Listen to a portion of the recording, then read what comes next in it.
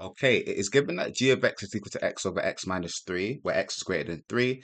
H of x is equal to x squared plus 2, where x is an element of the reals. Part A says we to find g of h of x for 2 marks. So, okay, so this is not too bad. It's just a composite function.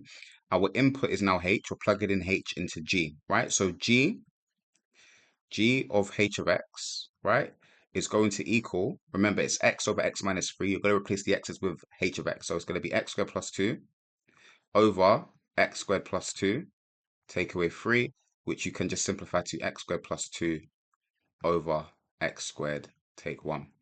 So that's it. That's part A done. Part B says, state the domain of g of h of x. Now remember, the domain is just a set of x values that it can take. So our function is x squared plus 2 over x squared take 1. Now you may be looking at this and say, well, it's a rational function.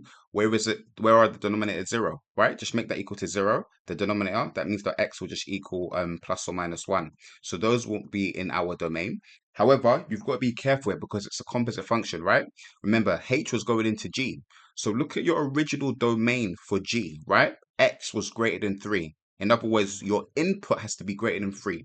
Since g of h of x is now our function, we're saying that our input is h of x. So if the original function was x is greater than 3, then g of h of x's input or domain would mean that h of x has to now be greater than 3.